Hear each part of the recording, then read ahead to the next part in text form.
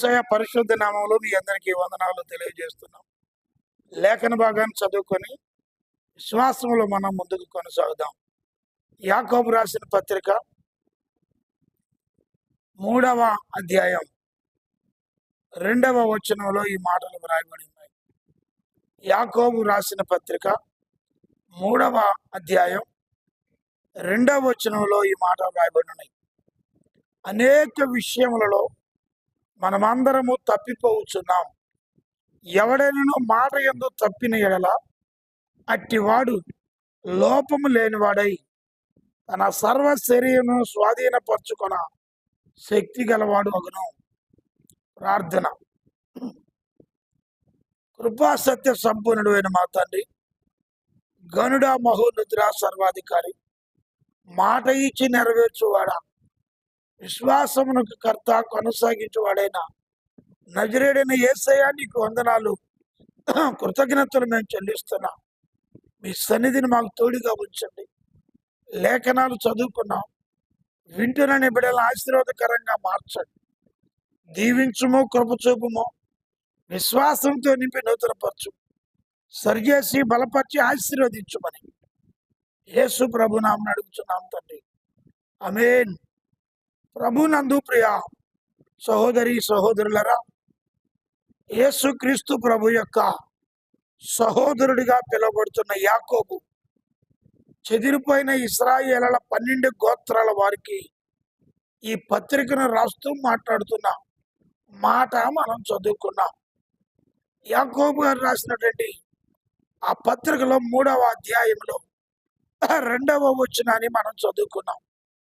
మనమందరము అనేక విషయాలలో తప్పిపోతున్నాం, మాటలో తప్పిపోతున్నామని యాకోబు గారి యొక్క బాధ. ఒక దైవజనుడిగా, ఒక పరిశుద్ధుడిగా, ఒక నీతిమంతుడిగా, దేవుని రాజ్యం కొరకు ఎదురు చేసే బిడ్డగా, దేవుని పరిచర్యలో ఆత్మ నింపుదల కలిగి, అగ్ని అభిషేకము కలిగి, యేసే క్రీస్తని, యేసే దేవుడని నమ్మి, యేసు పునరుద్ధానుడయ్యాడని నమ్మి, ఆయన పరలోకానికి వెళ్ళాడు, తిరిగి మరలా రాబోతున్నాడని నమ్మి, ఆయన దిద్దుబాటు కలిగి, సిద్ధపాటు కలిగి, ఆయన రాజ్యం కొరకు ఎదురు చూస్తున్నటువంటి ఈ యాకోబు గారు చెదిరిపోయిన ఇశ్రాయేలుల 12 గోత్రాల వారిని ధైర్యపరుస్తూ, ప్రోత్సహిస్తూ, అనేక విషయాల్లో విశ్వాసులైన వారు, దేవుని బిడ్డలని చెప్పుకుంటున్న వారు, దేవుని యొక్క కార్యక్రమాల్లో చురుకుగా పాల్గొంటూ, ఆదివారం ఆరాధనలో, బుధవారం శనివారం ఆయా సభల్లో పాల్గొంటూ, మేము దేవుని బిడ్డలమని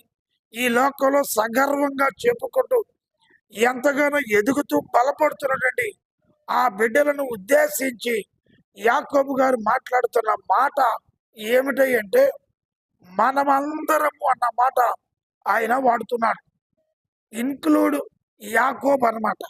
మనం అందరము అనేక విషయాలలో తప్పిపోతున్నాం అంటాడు. కొంతమంది మాట ద్వారా తప్పిపోతారు, కొంతమంది పనుల ద్వారా జీవితాల్లో తప్పిపోతారు.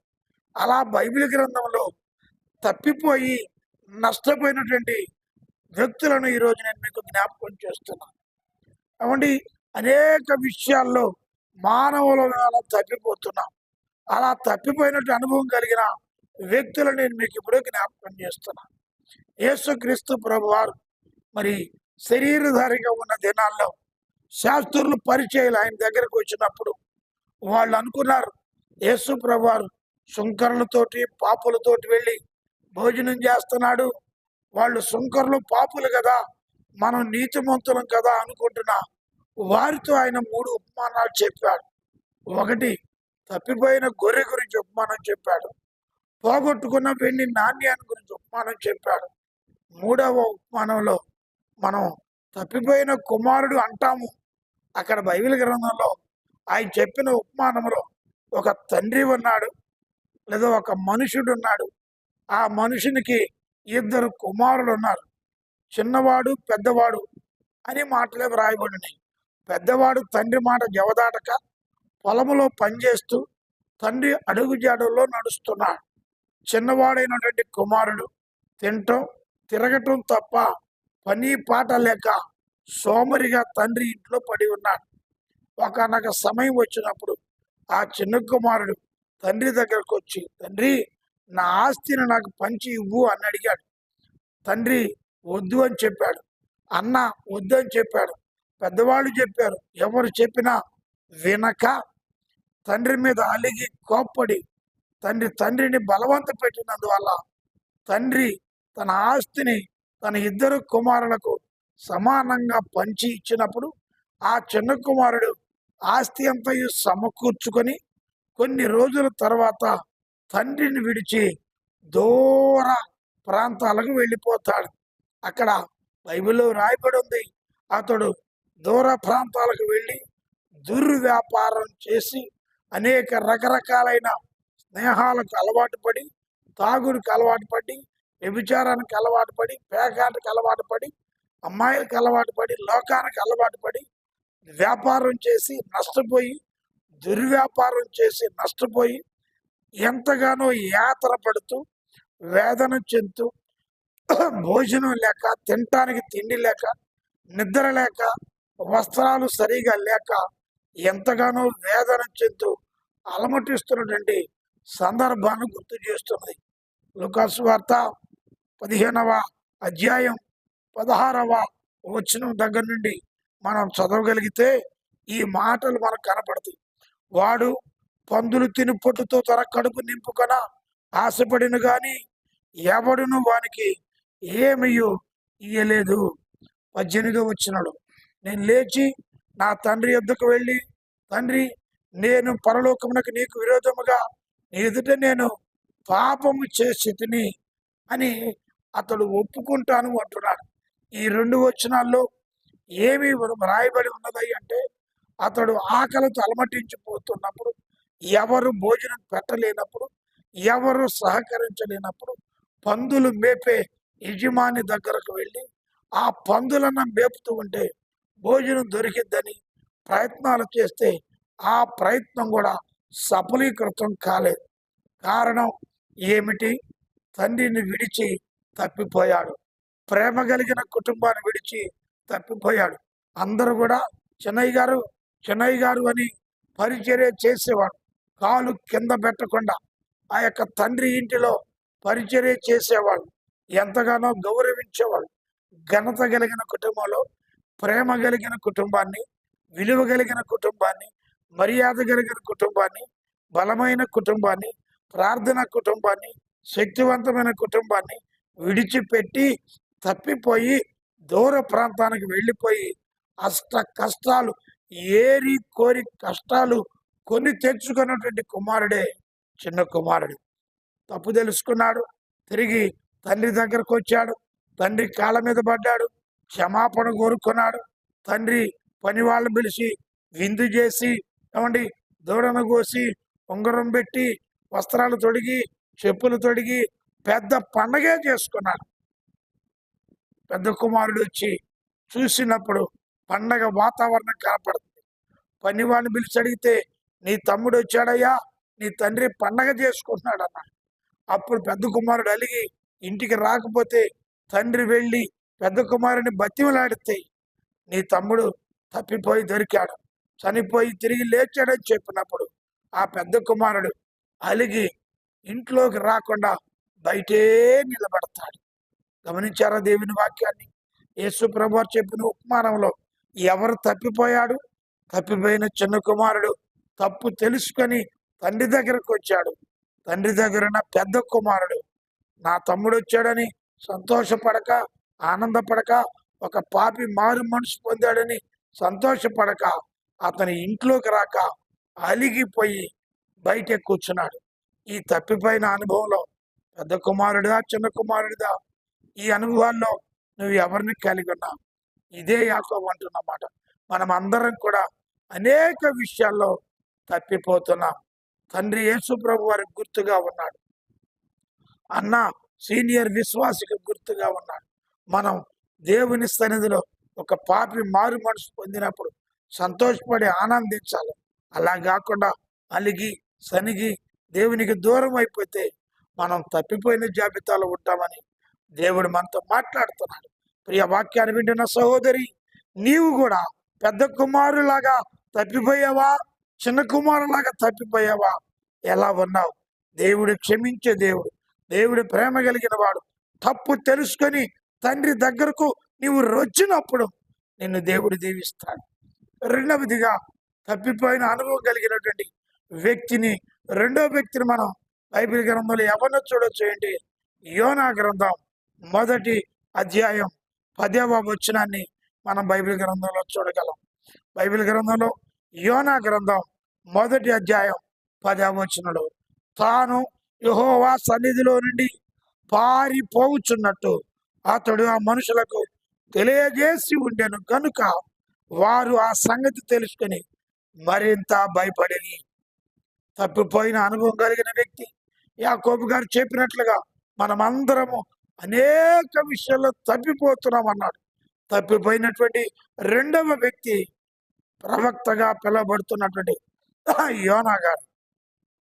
దేవుడైన యెహోవా అమిత్తయి కుమారుడైన యోనాతో కనపడి ప్రత్యక్షమై ఈ మాట అంటాడు, నినివే పట్టణస్తుల దోషం నా దృష్టికి ఘోరంగా కనబడింది కనుక నీవు నినివే పట్టణానికి వెళ్ళి 40 రోజుల్లో దుర్గతి కలుగునని ప్రకటన చెయ్యి అన్నప్పుడు దేవుని ఆజ్ఞను మీరి, దేవుని మాట మీరి నినివే పట్టణానికి వెళ్ళవలసినటువంటి యోనా దేవుని సన్నిధిలో నుండి పారిపోయి తర్షీసు పట్టణానికి వెళ్ళేటువంటి ఆ ఓడను ఎక్కి కేవు ఇచ్చి టికెట్ ఇచ్చి డబ్బులు ఇచ్చి టికెట్ కొనుక్కొని ఎక్కి కూర్చున్నాడు. ఓడ అడుగు భాగానికి వెళ్ళి కూర్చున్నాడు. దేవుని మాట విషయంలో తప్పిపోయాడు, దేవుని ఆజ్ఞ విషయంలో తప్పిపోయాడు.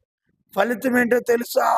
ఆ ఓడలో ఉన్నటువంటి ఓడ నాయకుడు సైతం, ఓడలో ఉన్నవారు సైతం యోనాను తిట్టడం ప్రారంభించారు. ఎలా? ఓడ నడుస్తూ ఉండగా పెద్ద తుఫాను రేగిన, గొప్ప తుఫాను వచ్చును, ఓడ బద్దలైపోవు గతికి వచ్చును.